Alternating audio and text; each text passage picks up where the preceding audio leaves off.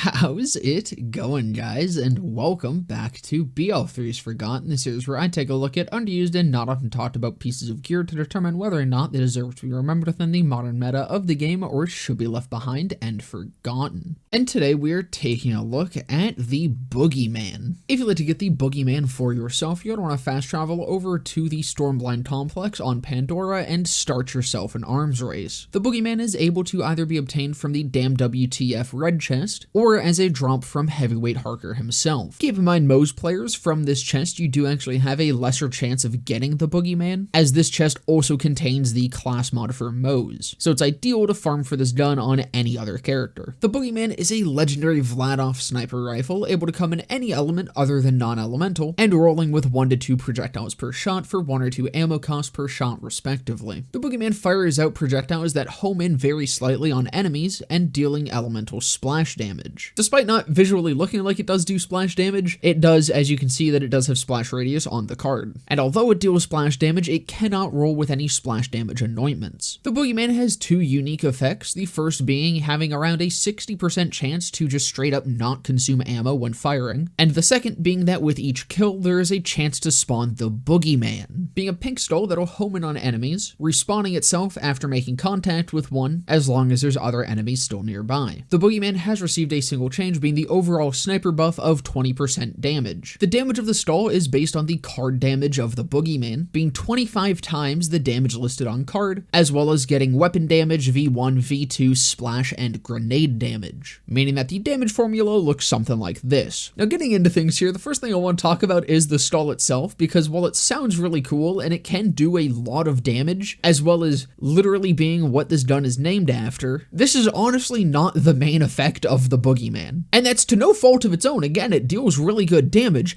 It's just fucking stupid. As in, like, clearly this thing is just a stall, no brain, no thoughts, no nothing, because half the time it kind of just flies off into the sky. And on the off chance that it does actually go ahead and target an enemy, it'll probably only end up hitting 1 or 2, maybe 3 if you're really lucky, but after that, it'll probably still just head out to get a pack of cigarettes and never come back. Also worth noting about this stall is that as long as the Boogeyman is in your hands, pretty much anything that kills something has a chance of spawning this stall. This honestly makes the Boogeyman a really nice weapon to hold for grenade builds, considering it also stays on grenade damage, as well as Iron Bear builds, as you can summon these stalls from within Iron Bear. Really, any build that's using any sort of damage source outside of guns, the Boogeyman is still a really good option for, despite the stall being a little bit stupid. But as I said, the stall really isn't the main point of the gun here. The Boogeyman itself is just an incredibly strong weapon. High base damage, really high fire rate for the base damage that it has, along with a pretty big mag size and that 60% chance to not consume ammo. It makes the Boogeyman pretty much an assault rifle that has sniper rifle levels of damage. And especially considering it is both splash and elemental, you can really pump some damage numbers out of this thing. Now, while this effect is incredibly strong, it can still be a very ammo-hungry gun, because despite not consuming ammo 60% of the time, it is still a very high fire rate Vladof Sniper. You can use it like an AR effectively, just still not as long as your usual AR. And this issue only gets worse with the ×2. Even with that unique effect, ×2 just completely ruins your ammo reserves. It's maybe alright if you have a shit ton of mag size and ammo regen, but in general, it's near unusable for your average build. And even then, for just around a 50% increase in damage for 2 times the ammo, it's not even that worthwhile if you're somehow able to sustain it. But speaking about mag size and ammo sustain, those are absolutely the stats that you want with this gun. Because if you're not consuming ammo 60% of the time, that effectively makes mag size and ammo sustain 60% more effective, making the Boogeyman probably the single best user of those stats in the entirety of BL3. There are other guns with some sort of inbuilt sustain, but I don't know if there's anything as high as the Boogeyman is, making it an absolute no-brainer for any of those sorts of builds. But I mean, again, the Boogeyman is just an incredibly solid weapon to slot into any build ever. The Boogeyman has an amazing all-around stat line, is an elemental splash gun, meaning it can get every damage boost possible, has 2 incredibly good unique effects, one of which makes it an incredibly effective gun, with the other giving it further utility outside of being a gun. And man, does it just look damn sexy. I just adore the Boogeyman, and honestly, I'm pretty surprised that it even qualified for this series, but I think it it did. It seems to be another gun that kind of just fell to the arms race curse, where despite being incredibly cool, incredibly good, and really damn fun, it gets sorely underused simply because you have to play arms race to get it. And honestly, given my usual audience, I'm sure I've been preaching to the choir for the last 5 minutes here, but damn did I just want to talk about the Boogeyman because I love this gun. That's gonna about do it for this one though. I hope you guys enjoyed. If you did, definitely consider leaving a like, comment, subscribe, all that. I'll be live right after this video goes up, right here on YouTube and also over on my Twitch channel, where there'll be a link to down in the description below, and just under that is a link to my Discord server where you can come and join and hang out. But with that all being said, I hope to see you guys in the next one.